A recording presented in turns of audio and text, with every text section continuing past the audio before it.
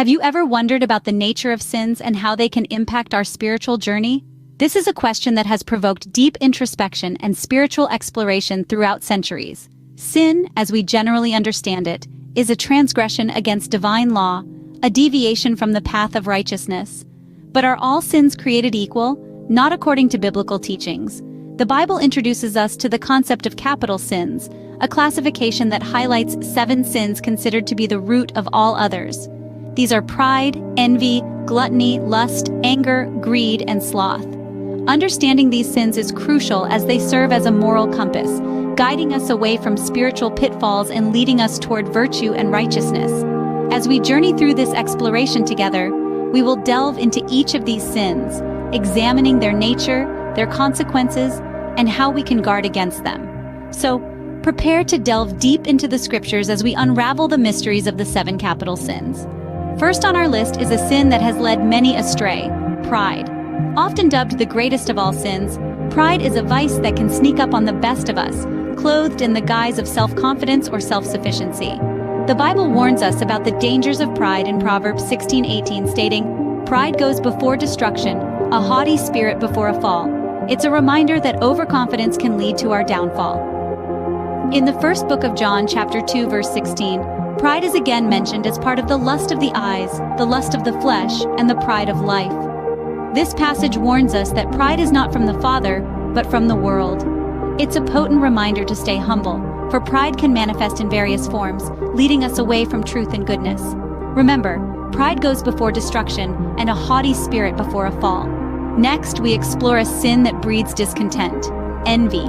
It's a sin as old as humanity itself, a toxic emotion that can consume us if left unchecked. The Bible warns us of its destructive nature. In the book of Proverbs, chapter 14, verse 30, it is written, "A heart at peace gives life to the body, but envy rots the bones." Envy is not just about wanting what others have. It's an insidious feeling of resentment when others have what we perceive we should have. It's a trap that can rob us of our peace and contentment. The Apostle Paul, in his letter to the Galatians, chapter 5, verse 26, urges us not to become conceited, provoking and envying each other. Envy can lead us down a path of dissatisfaction and negative feelings. But remember, we are not defined by what we have, but by who we are. A heart at peace gives life to the body, but envy rots the bones. Now, let's turn our attention to a sin often overlooked: gluttony. When we think about gluttony, we often think about overeating. But in truth, it's more than that. It's an excessive love for food or drink, a desire that surpasses our needs and disregards our limits. It's the act of treating our stomachs as our gods, and that's a dangerous road to tread. From the pages of the Bible itself, Proverbs chapter 23, verses 20 to 21, warns us of this peril. It reads, "Do not join those who drink too much wine or gorge themselves on meat, for drunkards and gluttons become poor, and drowsiness clothes them in rags." Gluttony, like any other sin, has its consequences. It can lead to a life of poor health, financial strain, and a lack of focus and self-control. It's a chain that binds us, preventing us from living our lives to the fullest.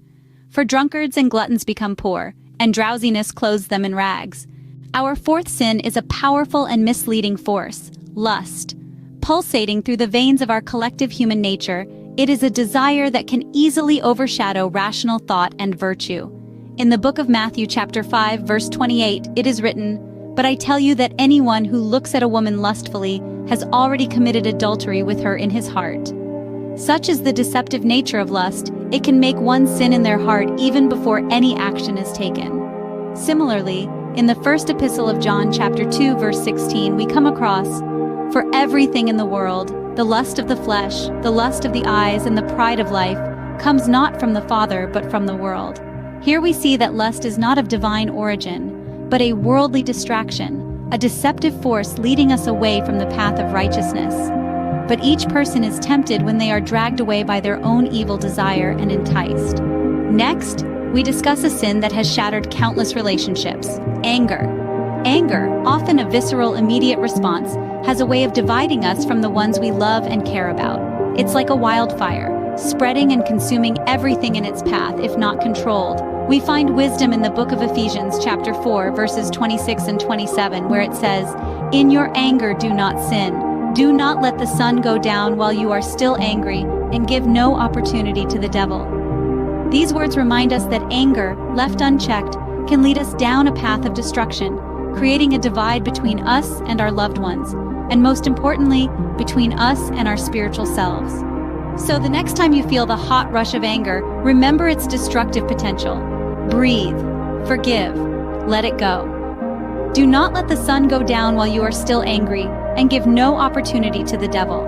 Our penultimate sin is one that can lead us astray from our true purpose: greed.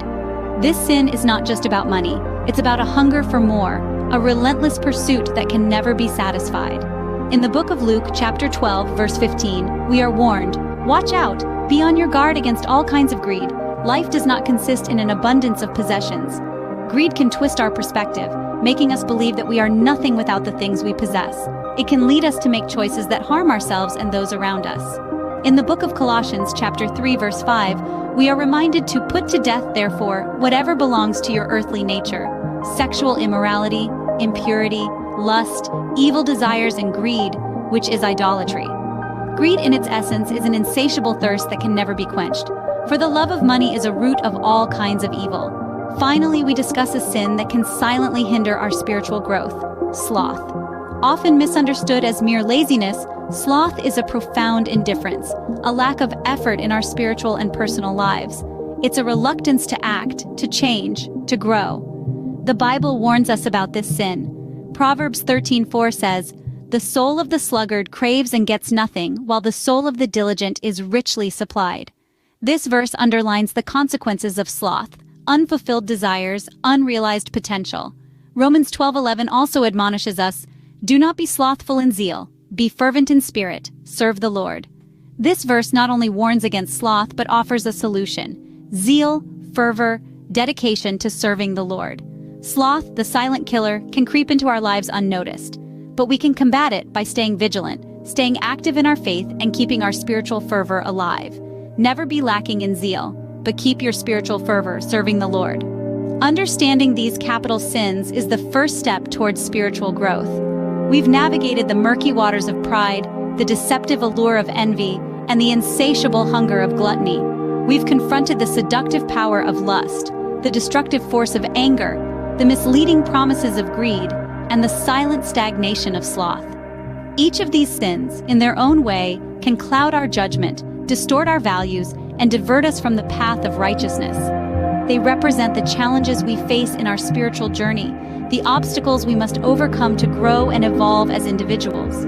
Pride, the excessive belief in our own abilities, can blind us to our flaws and prevent us from learning and improving. Envy, the desire for others' traits, status, abilities, or situation, can make us resentful and ungrateful for the blessings we have. Gluttony, the overindulgence and overconsumption of anything to the point of waste, can make us slaves to our appetites and desires. Lust, the intense longing or desire, can make us lose sight of the true meaning of love and connection. Anger, the strong feeling of annoyance, displeasure, or hostility, can make us lose control and act in ways we later regret. Greed, the desire for material wealth or gain, can make us overlook the true treasures in life, like love, friendship, and spiritual growth. And finally, sloth, the avoidance of physical or spiritual work, can make us stagnant and prevent us from growing and evolving. Recognizing these capital sins in our lives is crucial. Only then can we start the process of overcoming them, of replacing them with virtues, of aligning our thoughts, words, and actions with our highest ideals and values. Remember, the path of righteousness is a journey, not a destination. If you enjoyed this exploration of the capital sins, please like and subscribe for more insightful discussions. Until next time, stay blessed and enlightened.